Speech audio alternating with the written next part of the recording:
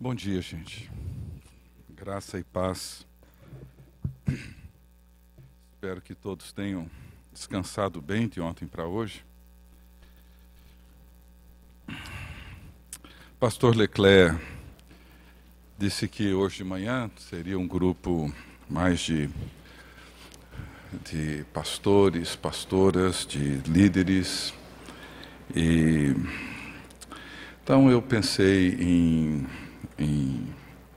abordar e talvez abrir, lançar esse tema sobre liderança e espiritualidade, para nós conversarmos um pouco sobre ele hoje de manhã. E eu tenho para mim que é um tema de certa forma paradoxal. Paradoxal no sentido de que o modelo, a estrutura, o formato de liderança que nós temos, e temos de certa forma absorvido, sobre vários aspectos, ele entra num certo conflito com toda a dinâmica, toda a proposta evangélica de vida, de devoção, da realidade pessoal, da experiência espiritual. Então, nesse sentido, trata-se de uma relação um tanto complexa, um tanto paradoxal, mesmo porque a palavra líder ou liderança é uma palavra relativamente nova, né? Se não me falha a memória, ela surge mais aí pelo século XVIII para o século XIX. Não é uma palavra tão nova, ela é uma expressão que nós hoje usamos extraindo-a do contexto do mundo secular, do mundo empresarial, do mundo dos negócios, do mundo de toda a dinâmica de liderança. Grande parte da nossa literatura sobre liderança, ela tem esse viés, ela tem esse formato. E quando nós olhamos para as Escrituras, não só não encontramos essa palavra, mas isso não é o problema. Nós usamos muitas expressões que não precisam necessariamente estar na Bíblia, mas nós encontramos na Bíblia outras expressões que descrevem de uma forma a figura desse, digamos, líder que nós encontramos hoje nas nossas igrejas, não é? Então, a figura do pastor, a figura do servo sofredor, que são figuras e são imagens que, de certa forma, contrastam com um certo padrão, com um certo modelo que vem sendo bastante difundido, bastante ensinado hoje dentro das nossas igrejas. Então, um dos paradoxos que nós enfrentamos, talvez o que mais me chama a atenção, é essa relação entre liderança e poder. E isso vem, claro, de uma enorme influência cultural que nós temos hoje, inclusive dentro das nossas igrejas, no conceito de liderança. Por um lado, todos nós sabemos que o líder é alguém que detém e que exerce alguma forma de poder. Todos nós exercemos alguma forma de poder. Todos nós, de uma forma ou de outra, influenciamos pessoas, né? Sejam pastores, sejam professores, sejam pais, sejam gerentes, executivos, etc. Todos nós, de uma forma ou de outra, exercemos um certo grau de poder, um certo uma certa capacidade de influenciar as pessoas. Então, o que nós percebemos e que pode representar um certo conflito para nós é como que nós exercemos esse poder, né? O poder como uma forma de projeção do ser do líder, ou seja, a maneira como nós projetamos a nossa própria imagem, aquilo que nós projetamos sobre as pessoas que nós estamos, de alguma forma, liderando, de alguma forma, influenciando. E nós podemos projetar o nosso verdadeiro ser, ou vamos projetar o nosso falso ser, não é? Aquilo que se passa dentro de um líder vai definir e vai, de certa forma, refletir na vida de outras pessoas. E dentro desse modelo fortemente influenciado pela cultura que nós temos hoje, a nossa inclinação dentro desse padrão de liderança é muitas vezes passar a imagem daquilo que nós não somos, né? E dessa forma a cultura tem uma influência muito grande na maneira como nós lideramos. Por exemplo, nós podemos ser pragmáticos e, consequentemente, impessoais. Veja, numa cultura como a nossa, que é fortemente pragmática, a tendência que nós temos é a de considerar que os arranjos externos tornam a vida melhor. E um dos paradoxos é que a vida pessoal dos grandes líderes é hoje cada vez uma realidade mais desconhecida. Não sabemos quem essas pessoas são. Não sabemos como elas são. Nós não as conhecemos. De certa forma, hoje, um bom líder é um ser, uma figura altamente impessoal. E é uma grande diferença que nós encontramos, por exemplo, com uma figura como a de Agostinho, que quando escreve as suas confissões, ele já bispo em Hipona, ele escreve uma longa, um longo texto, onde ele se expõe diante de Deus e diante da sua comunidade, e ele afirma que diante de Deus encontra-se aberto o abismo da sua alma, e uma vez que ele se abre diante de Deus, ele não vê por que não se abrir diante das pessoas e não se expor diante delas. E ali ele fala dos seus pecados, e ele os nomeia, e ele os descreve com clareza para Deus, para consigo mesmo e para com a sua comunidade.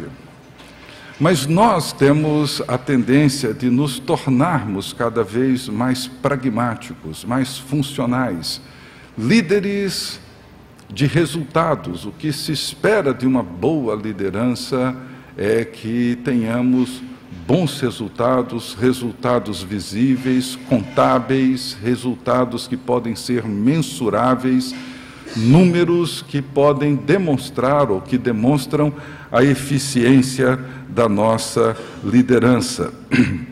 Além do pragmatismo impessoal, nós nos tornamos profissionais em busca de eficiência. O profissionalismo, ele é medido pela sua capacidade de produzir um determinado resultado a partir da sua eficiência, que requer cada vez mais resultados imediatos. Isso tudo vai nos levando a perder a nossa capacidade de nos ver enquanto pessoas. Nós nos tornamos cada vez mais admirados pela nossa eficiência e menos conhecidos pela nossa devoção ou pela nossa pessoalidade. E uma terceira característica que eu tenho batido nela, que é a influência da tecnologia e, como consequência dela, um certo irrealismo que ela produz na nossa vida e, consequentemente, no nosso ministério. Nós vivemos uma era tecnológica que é uma era impaciente e irreal. Ela cria uma realidade virtual, mas ela não consegue estabelecer uma relação real dentro de um mundo real. Então, essa rapidez com que ela funciona, ela cria em nós uma certa necessidade de que as coisas precisam ser alcançadas e experimentadas agora. Não se tolera a espera para amanhã. As comunicações precisam ser rápidas, precisam ser ágeis. A tecnologia, ela dá ao ser humano uma falsa sensação de realização e de liberdade. E algumas pessoas só percebem o quanto elas estão presas a tudo isso quando se tira dela esses aparatos tecnológicos. Alguns jovens adolescentes não passariam 24 horas sem um celular na mão. Mas eles só vão perceber a profunda e enorme dependência quando eles se veem sem esses aparatos. Mas esse tipo de liderança, fortemente determinado pela tecnologia, ele cultiva a capacidade de desenvolver um mundo irreal, um mundo falso, não só nos nossos relacionamentos, como também na imagem que se cria. Eu quero deixar claro aqui que eu não sou um tecnófobo, eu não tenho nenhum medo de tecnologia, eu uso, não é esse o problema. Não sou também um tecnófilo, não sou um grande amigo e apaixonado por isso. Não vejo a tecnologia dessa forma como um bem ou um mal. Não, eu apenas acho que nós precisamos olhar para ela criticamente, olhar para ela com bom senso, avaliá-la de maneira realista, verdadeira. O que para mim hoje é um problema sério dentro desse contexto, dentro dessa realidade tecnológica que nós vivemos, é exatamente a capacidade que ela tem de produzir um mundo irreal. Um mundo falso. Nós presumimos que as coisas existem, mas elas não existem. Nós presumimos que temos tantos amigos, mas nós não temos essa quantidade de amigos. Nós presumimos que temos um bom louvor na igreja, mas nós temos apenas uma boa música na igreja. Nós presumimos que temos bons relacionamentos ou uma boa comunhão, quando na verdade nós temos apenas uma boa estrutura. Nós presumimos que temos uma boa espiritualidade quando temos apenas boas informações doutrinárias.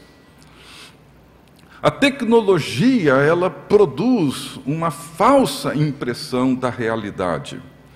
Então, a relação de poder, quando nós nos tornamos líderes pragmáticos, profissionais, tecnológicos, isso causa um conflito muito grande dentro do chamado bíblico, para o tipo de ministério ou o tipo de liderança que se espera dentro da Igreja de Jesus Cristo. Então,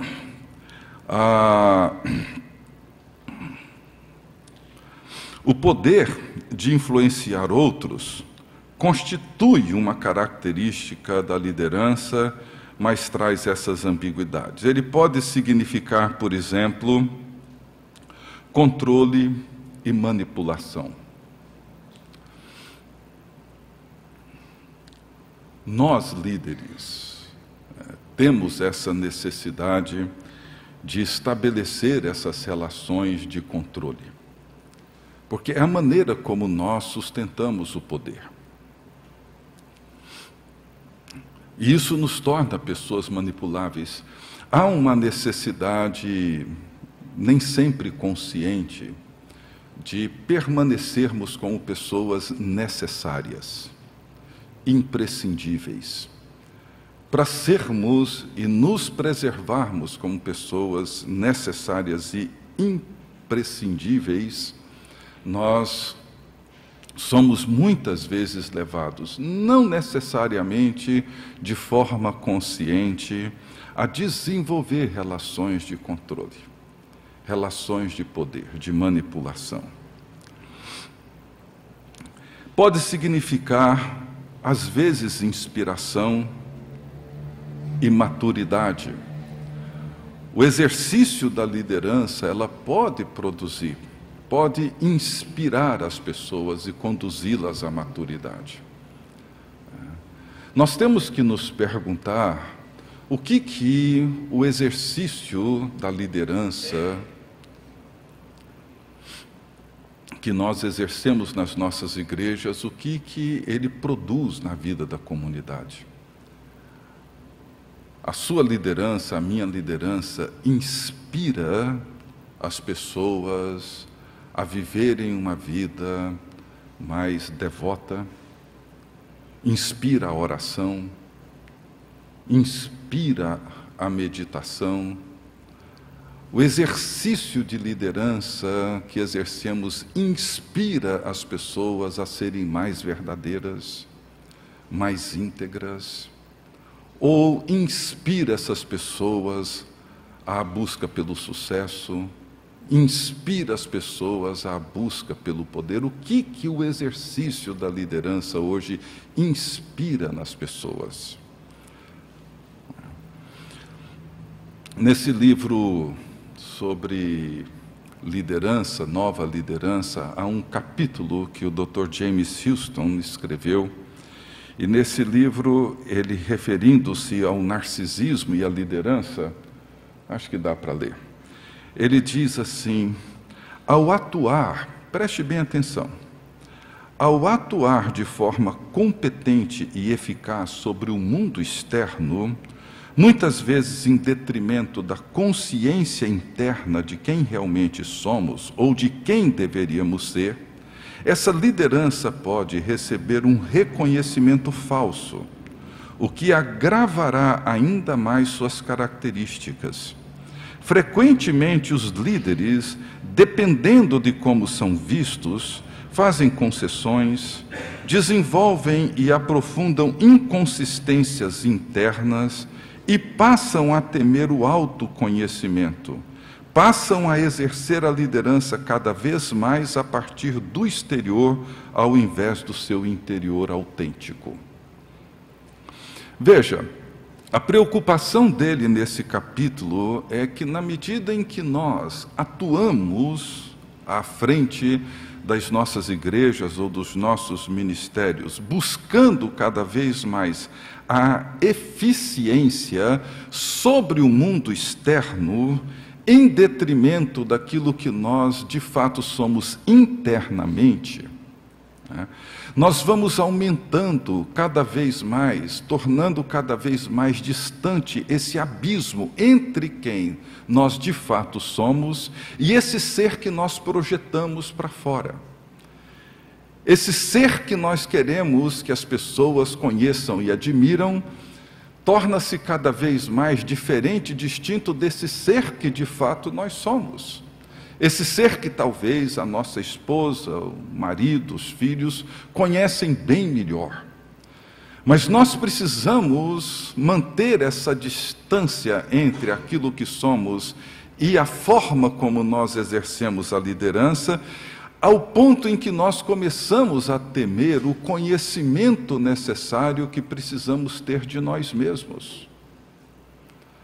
Muitos, mas muitos líderes se perdem, vez por outra, e cada vez de forma mais frequente, nós vemos líderes, alguns de grande destaque, de repente entrando num abismo profundo, deixam suas igrejas e a comunidade cristã um tanto assustados, alarmados. Puxa, como que isso pôde acontecer com fulano?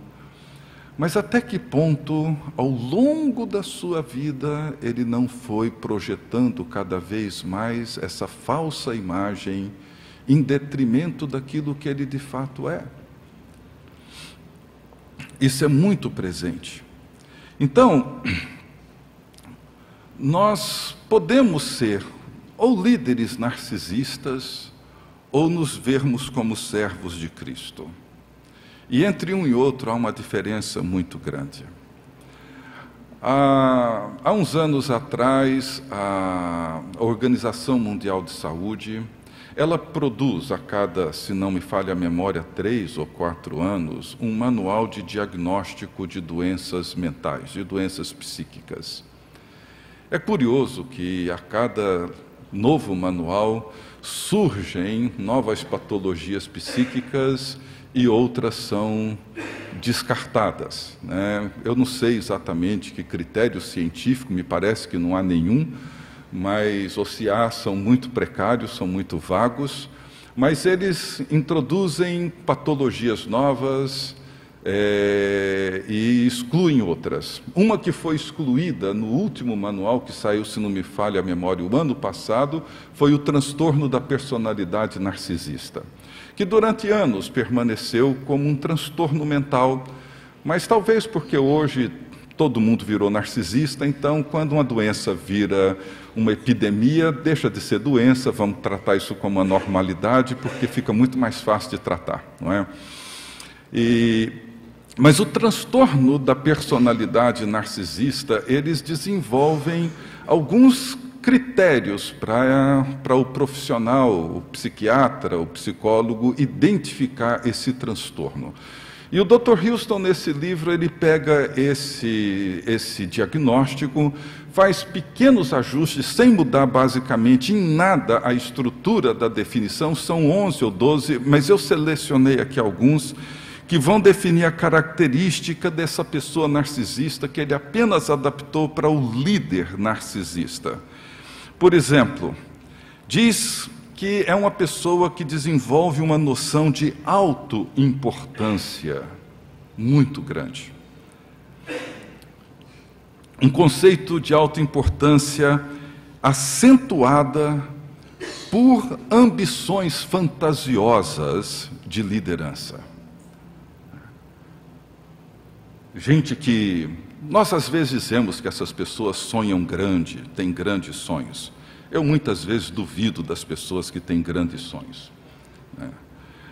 Porque muitas vezes o que acontece com essas pessoas não é outra coisa senão uma ambição, um desejo desmedido de autoimportância que dão a si mesmos, né? Essas pessoas às vezes têm muito mais sinais de patologia do que de sanidade. É muito difícil estabelecer a fronteira entre uma coisa e outra. Mas se nós olharmos com um pouco mais de cuidado, grandes líderes, pensando nos líderes cristãos, que fizeram coisas grandes, impressionantes, que causaram grande impacto, provavelmente muitos deles nunca imaginaram ir aonde foram, chegar aonde chegaram. As coisas aconteceram, não porque sonharam com aquilo, apenas porque se entregaram a servir e na medida em que fizeram isso, as coisas foram acontecendo. Mas o narcisista, ele tem essa autoconsciência do seu valor imprescindível, imenso, enorme para tudo e para todos. Uma preocupação com fantasias de sucesso, poder, brilhantismo e beleza ilimitadas, que tendem intrinsecamente ao reducionismo e, em última instância, traem a alma do homem. Veja como que isso vai se encaixando assim como uma luva em nós, né?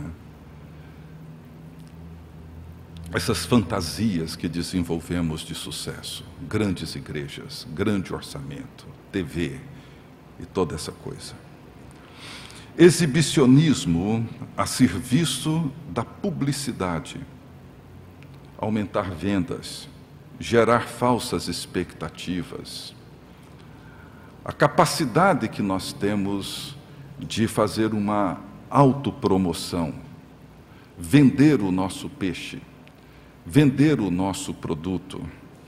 Fortes sentimentos de raiva, de inferioridade, vergonha, humilhação ou vazio diante da crítica e da indiferença. Quando nós não somos devidamente reconhecidos e admirados, nos sentimos esvaziados. Entramos em crises profundas de depressão por não sermos devidamente reconhecidos.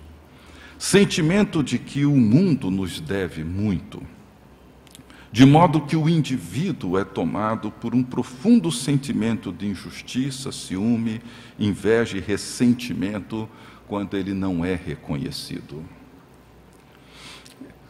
É um quadro bem típico da nossa liderança. Exploração interpessoal, que leva o indivíduo, ou esse líder, a derrubar outros que se apresentam como rivais em potencial e que criam alguma ameaça ao ego inseguro do narcisista. Relacionamentos que oscilam entre a superidealização ou a desvalorização e nunca se caracterizam pela estabilidade ou pela constância. Uma falta de empatia que torna esse líder incapaz de tratar os outros com sensibilidade e gentileza. E, no final, muitos se sentem explorados e manipulados.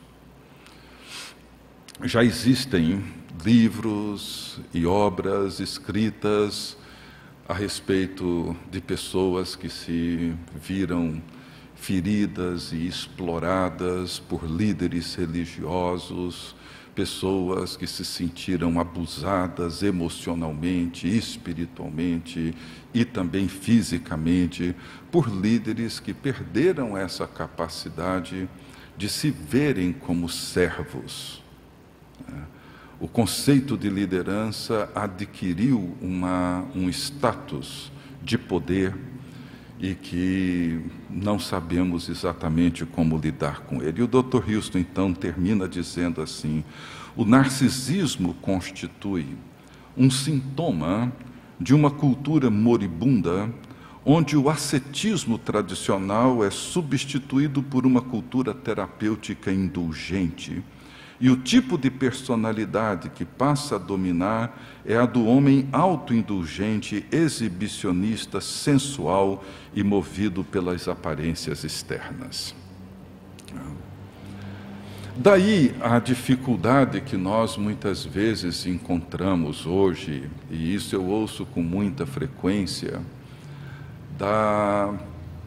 de pessoas, líderes, pastores, pastoras, cuja vida, cujo caráter, cuja espiritualidade e devoção nos inspiram a uma vida de maior profundidade espiritual, de maior devoção pessoal, de consciência da natureza do chamado de Jesus Cristo para sermos servos uns dos outros e atuarmos nesse serviço humilde, manso, obediente e sacrificial. E isso tem a ver com essa cultura narcisista que vivemos hoje, essa cultura que vive de aparências, essa cultura que substituiu o ascetismo tradicional por um certo tipo de indulgência, de uma enorme dificuldade de olhar para si mesmo e a preocupação em criar uma imagem, criar um falso ser que projeta as suas ambições e os seus sonhos grandiosos em detrimento da sua realidade mais pessoal. Eu queria considerar alguns temas para nós pensarmos nessa liderança cristã e sobre a dinâmica espiritual dessa liderança. Primeiro, a necessidade de redescobrir a pessoa e a obra do Espírito Santo diante da cultura tecnológica e diante da agenda de poder que nós temos.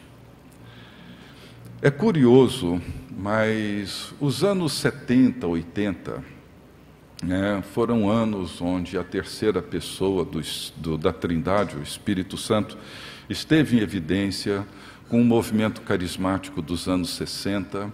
Então, no final dos anos 60, 70, parte dos anos 80, o grande tema, a grande discussão e muitos livros, muito material foi produzido nessa época, em virtude de toda a tensão, conflito que a terceira pessoa da Trindade causava dentro das nossas igrejas históricas, pentecostais, carismáticas, onde a presença, o poder, a ação do Espírito Santo eram identificados com o falar em outras línguas, realização de milagres, profecias, etc., etc., a segunda bênção, ou o batismo com o Espírito Santo, e todo esse tema trouxe para dentro da igreja uma grande discussão, em alguns momentos muito boa, muito produtiva, noutros muito tensa, igrejas se dividiram, etc.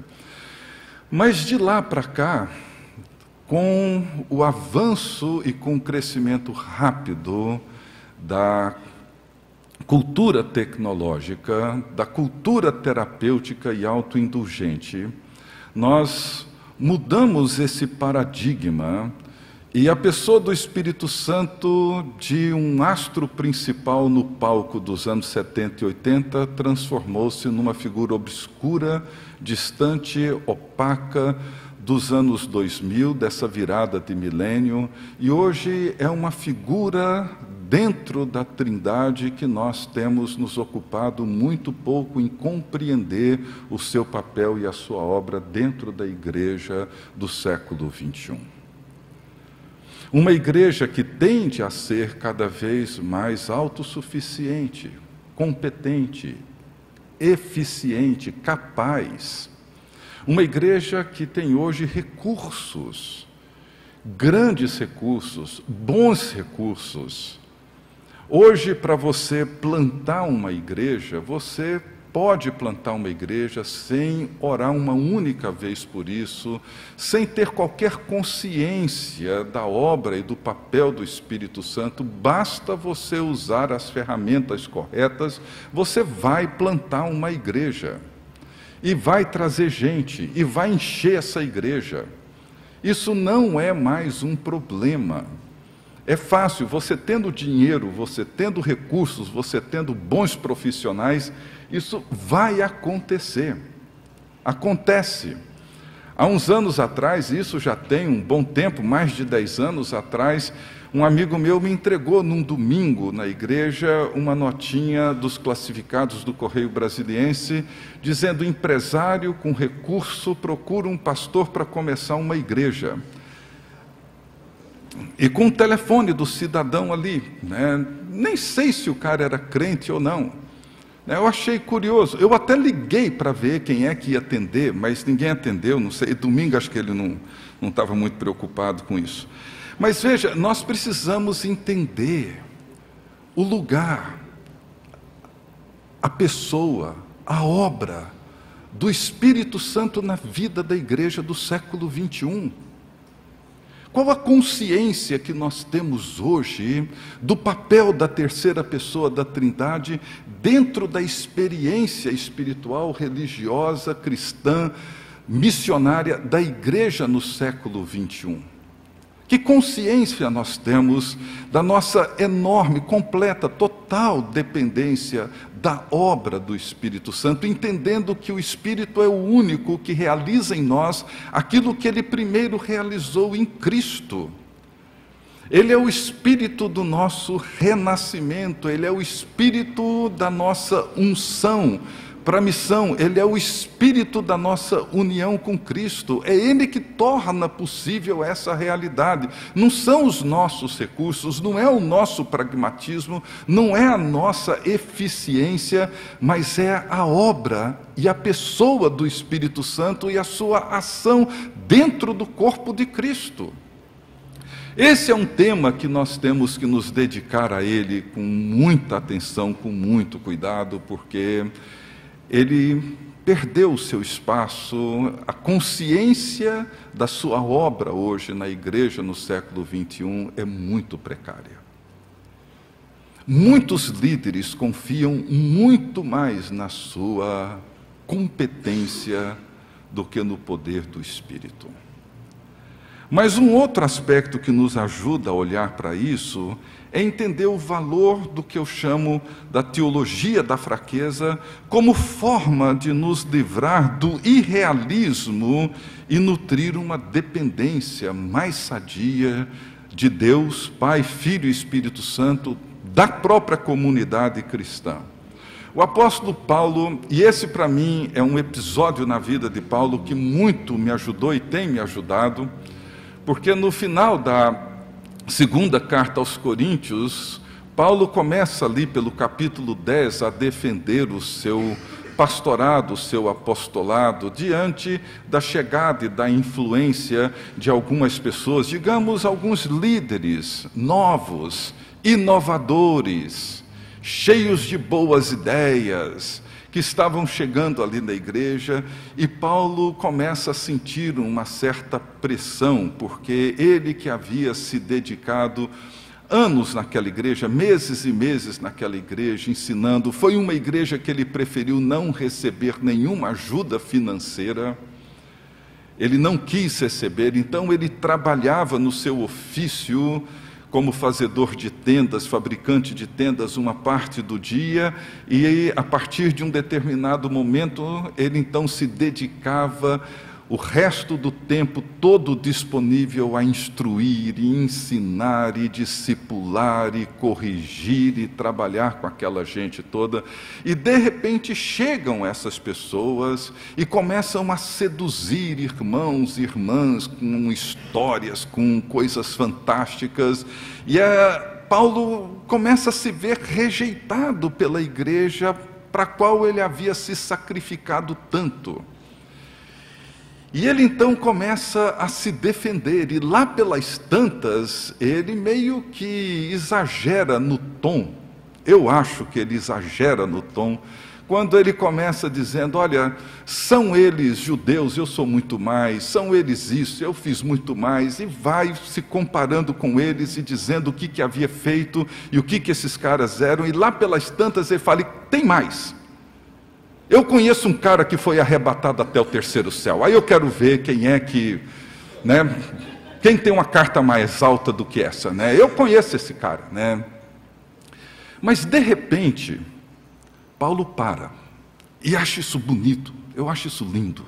Paulo para e diz assim: eu poderia me orgulhar das grandes visões e revelações que eu tive no Senhor. E eu não estou sendo louco se eu afirmasse. Elas são verdadeiras. Eu não estou inventando história nenhuma. Mas sabe, eu preferi ser fraco e não forte, porque o poder se aperfeiçoa na fraqueza. Eu não vou contar isso. E ele para. E aí ele diz, olha, Deus me ajudou a perceber isso, pondo um espinho na minha carne, um mensageiro de Satanás. É como se todos os dias Paulo acordasse e recebesse uns bofetões, para ele entender, Deus dizendo, Paulo, sou eu, não é você. é a minha graça, não é a sua competência. É o meu poder, não é a sua eficiência. É a minha igreja, não são os seus anseios e projetos pessoais, é o meu reino. Sou eu, Paulo, não é você. E Paulo então diz que quando ele entendeu isso, ele falou: olha, eu quero agora contar para vocês as coisas que me tornam fraco, não aquelas que me fazem forte. Porque quando eu sou fraco, aí é que eu sou forte, porque o poder se aperfeiçoa na fraqueza. Então, se tem uma coisa que eu quero que vocês conheçam a meu respeito, são os meus sofrimentos, as minhas angústias, as minhas aflições, as perseguições que eu sofri. Isso eu quero que vocês conheçam, e não as grandes visões e revelações que eu tive no Senhor. E Paulo inverte essa lógica. Ser fraco é melhor do que ser forte. E nós vamos exercer uma liderança madura quando nós formos capazes de entrar em contato com a nossa própria fraqueza. Eu uma vez, conversando com o Dr. Houston, ele disse uma coisa que eu nunca mais esqueci. Ele disse assim: se você quer conhecer o seu dom, descubra aquilo para o qual você é fraco, incompetente. E aí você vai descobrir o seu dom. Falou: o dom não é aquilo que você é bom para fazer. O dom é aquilo que o Espírito faz quando você não é capaz de fazer. Isso é o dom. Isso mudou a minha perspectiva completamente. E às vezes, quando eu vejo essa literatura do tipo, descubra o seu dom espiritual, e vem aqueles testes para você ir marcando com X, uma lista de perguntas, e você vai marcando ali aquelas coisas que você se sente mais habilidoso, habilidosa para fazer, depois você soma os pontos, vai dar lá 9, você vai lá na tabelinha 9, o dom é esse. Sabe, isso é ridículo, gente. Sabe, isso é patético. Patético. É claro que nós temos habilidades, é claro que nós temos competências, é claro que existem muitas coisas que nós fazemos e fazemos com grande habilidade e eficiência, e Deus se agrada disso, não tem nenhum problema com isso. Mas o problema acontece quando nós achamos que aquilo para o qual nós somos bons, competentes, eficientes, é o nosso dom. Só que é um dom, é uma competência, uma habilidade que nós reputamos como resultado do nosso próprio esforço, da nossa própria habilidade, do nosso próprio treinamento, do nosso próprio esforço. E isso rapidamente faz com que nós nos sintamos senhores do nosso próprio dom, da nossa própria habilidade. É preciso entrarmos em contato com a nossa fraqueza. É preciso nós termos consciência daquilo para o qual nós somos fracos. E aí, nesse momento, nós nos colocamos de joelhos e pedimos para que Deus faça por nós e faça em nós aquilo que nós não somos mais capazes de fazer. E aí nós vamos perceber e reconhecer a obra do Espírito. Não sei se você já percebeu, mas todos os profetas que Deus chamou no Velho Testamento, nenhum deles disse: ó, o Senhor acertou. Sou eu sou o cara. Desde cedo. Eu sou esse. Não. Eu sou gago. Eu sou um homem de lábios impuros. Olha, meu pai é um boiadeiro, eu sou um peão, eu sou um vaqueiro, eu sou um cara da roça. Quem sou eu? E por aí vai. Todos eles se sentiram inadequados, se sentiram incompetentes. Todos eles falaram: olha, se o senhor quiser fazer alguma coisa, pode fazer, mas não conte comigo. Eu sou a pior pessoa que o senhor teria para escolher, para fazer o que tem para ser feito. Ao longo da história, essa foi a consciência que marcou todos os santos do passado. Nenhum deles teve essa altivez narcisista de dizer: olha, Deus não tinha ninguém melhor do que eu para escolher para fazer esse trabalho. Olha, não tem ninguém melhor do que eu para pastorear a minha igreja. Eu sou o melhor. Qualquer um diferente de mim, essa igreja vai entrar em crise. Eu sou o cara. Não, nenhum dos santos jamais teve essa consciência. Porque tinham consciência da sua própria fraqueza. Um outro tema para nossa consideração é a necessidade de nós, líderes, cultivarmos as disciplinas espirituais como forma de preservar o coração e a mente, abertos para Deus e para o outro. As disciplinas da oração, as disciplinas do silêncio, da meditação bíblica, a disciplina do serviço e da entrega, da autodoação, a disciplina de lavar os pés uns dos outros. Precisamos cultivar essas disciplinas. Líderes, na medida em que vão preenchendo os espaços vazios das suas agendas, vão deixando de cuidar da sua própria alma. Tornam-se pessoas cada vez mais distantes do seu verdadeiro ser. Líderes são pessoas que oram pouco. Líderes são pessoas que se dedicam muito pouco ao silêncio, à quietude, à meditação, a ouvir a Deus. Quanto mais pragmáticos se tornam, menos devocionais eles vão ficando.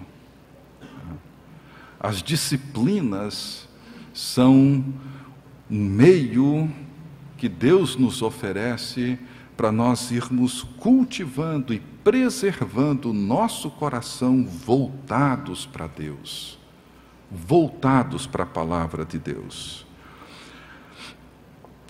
E entender que a razão do nosso ministério é a formação de pessoas maduras em Cristo e não de crentes funcionais eficientes.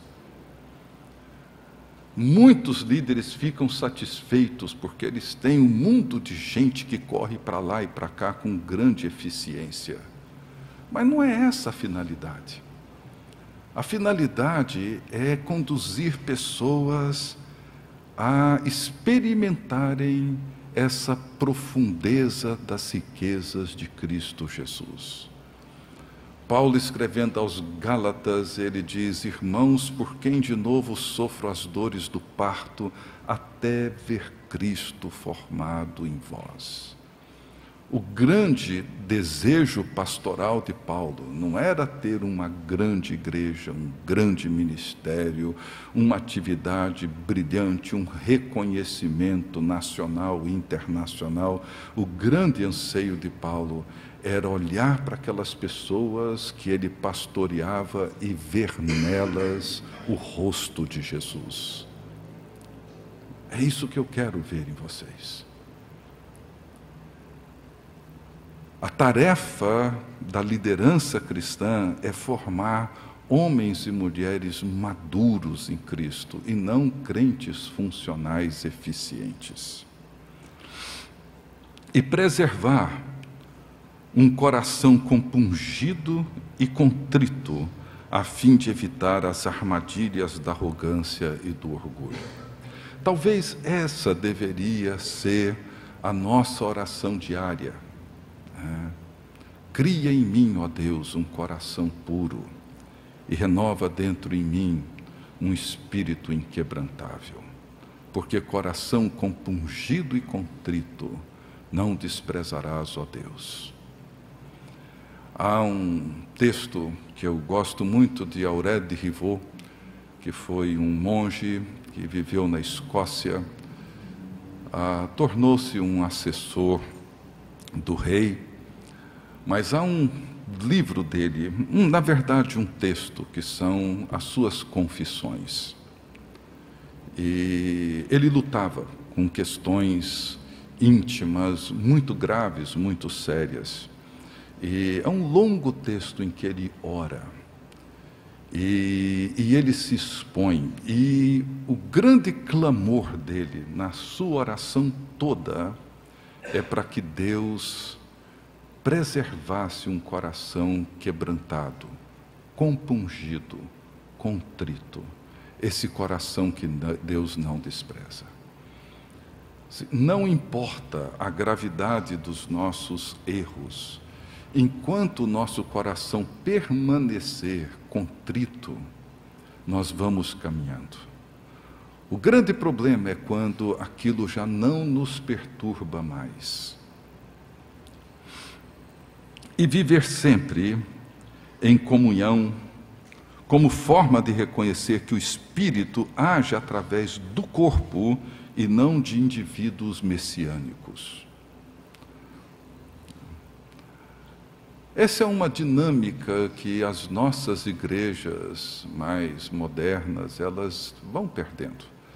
Elas gravitam em torno de líderes messiânicos, criaturas imprescindíveis, líderes que centralizam em torno de si a vida de toda uma comunidade.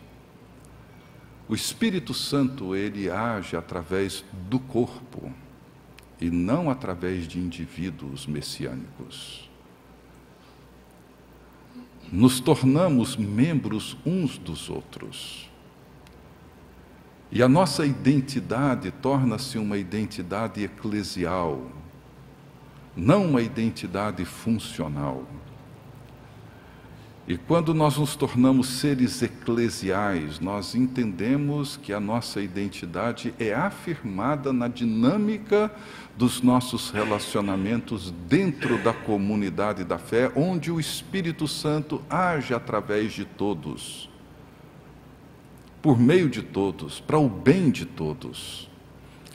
Então, quanto mais nós entramos e mergulhamos para dentro dessa comunhão, nós vamos percebendo a ação do Espírito através do corpo. É claro que pastores, pastoras têm o seu lugar, têm o seu papel, têm a sua função, mas ela é uma dentro do corpo. Ela não é uma acima de todos os outros membros do corpo.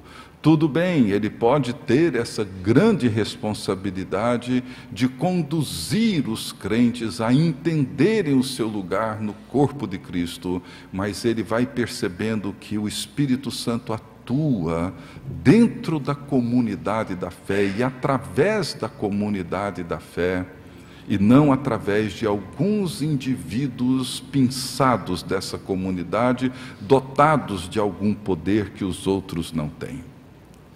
E por fim, a grande tarefa nossa é promover a glória de Deus. É assim que Jesus desenvolve todo o seu ministério. Quando ele termina o seu ministério na oração sacerdotal, João diz que ele levantou seus olhos aos céus e ele começa a orar e ele diz: eu glorifiquei o teu nome. Toda a vida de Jesus, todo o ministério de Jesus foi estruturado, realizado em torno desse eixo.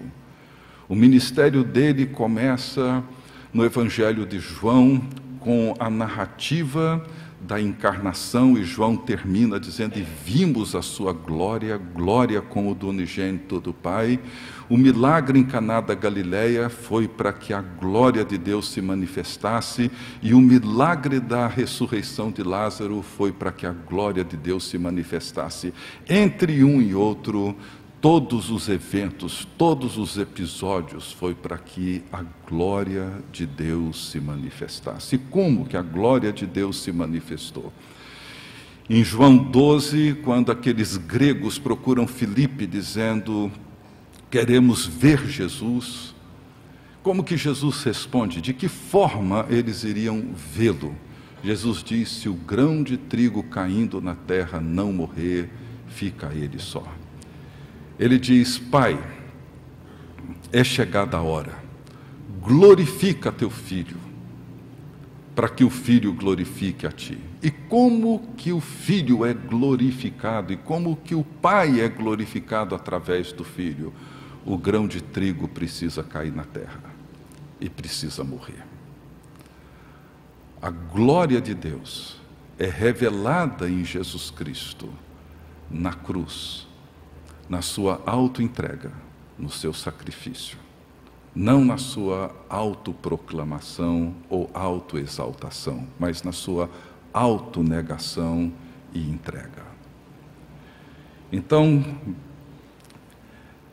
dentro desse contexto é que nós vemos que há um grande paradoxo dentro da experiência pastoral quando nós pensamos na liderança. O paradoxo está exatamente na relação entre poder e serviço. Se nós entramos para servir e se entendemos que essa é a nossa vocação, nós temos que abrir mão do poder. Se não abrirmos mão do poder, nós iremos absorvê-lo. E essa é a tensão que nós vivemos sempre. Deus bendito, nos curvamos diante de Ti, reconhecendo, ó Deus, que o Senhor é grande, é um Deus todo-poderoso, um Pai amoroso e fiel, um Deus cheio de compaixão, de bondade. Nos curvamos diante de Ti, Senhor, porque sabemos que Teu é o reino, é o poder e a glória. A Ti pertencem todas as coisas. Te louvamos, ó Deus, por Teu Filho Jesus Cristo, nosso Senhor. Te louvamos porque nele podemos ver a glória do Senhor. Te louvamos porque na cruz Ele nos revela a grandeza e a perfeição do Teu amor, da salvação, da redenção, da Tua bondade, misericórdia e graça sobre nós. Te louvamos pela ressurreição. Te louvamos pela Sua vitória sobre o pecado, sobre a morte e sobre o mal. Te louvamos, ó Deus, porque as forças e as potências nada puderam fazer para corromper a pureza e a perfeição do Teu Santo Filho, Jesus Cristo. Te louvamos, ó Deus, pelo Teu Espírito Santo, nosso Consolador, enviado por Ti a nós, ó Deus, para nos ensinar a guardar todas as coisas que o Teu amado Filho nos ensinou. E a vivê-las, ó Deus, de tal forma que a nossa vida promova a tua glória por meio do teu Filho. Te louvamos, ó Deus, porque o teu Espírito é quem nos conduz, é quem nos instrui, é quem convence, é quem transforma. Te louvamos, ó Deus, porque nada somos, diante de ti nada somos. Quem somos nós, ó Deus, e o que poderíamos fazer para tornar a tua beleza maior, ou o teu poder maior, ou tornar a tua salvação mais real? Nada, Senhor, absolutamente nada que podemos fazer poderá alterar aquilo que o Senhor já fez e tem feito por meio do teu Filho Jesus Cristo. Por isso, ó Deus, te agradecemos, porque ainda assim, o Senhor, pela tua graça e compaixão, nos chamou e nos escolheu para sermos o teu povo. O povo através de quem o Senhor deseja revelar a salvação, o teu reino, para o mundo que nos envolve e nos cerca. Ó Deus, que sejamos fiéis a ti. É o que nós te suplicamos, ó Deus. Que a nossa vida, os nossos relacionamentos, que as nossas palavras e as nossas pregações, que o nosso ensino, que a forma como nós exercemos a liderança, tudo, ó Deus, seja como uma resposta fiel a essa graça que o Senhor nos concedeu de sermos o teu povo. Que sejamos, ó Deus, um povo que reflete, que expressa na vida, nos gestos, nas palavras, a glória do teu santo Filho Jesus Cristo. É isso, ó Deus, que nós desejamos. E sabemos, ó Deus, que nada somos e nada temos. Tudo o que somos e tudo o que temos são dádivas tuas. Por isso, ó Deus, preserva o nosso coração e a nossa mente humildes diante de ti. Conscientes, ó Deus, de que se temos podido realizar alguma coisa em teu nome, temos feito, ó Deus, pela misericórdia e pela graça do Senhor. Nada por nós. Se alguém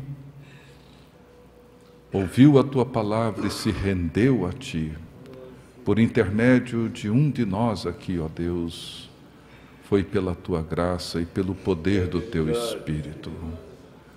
Se alguém foi edificado pela ministração dos teus filhos e filhas, foi porque o teu Espírito Santo convenceu, falou, instruiu, orientou.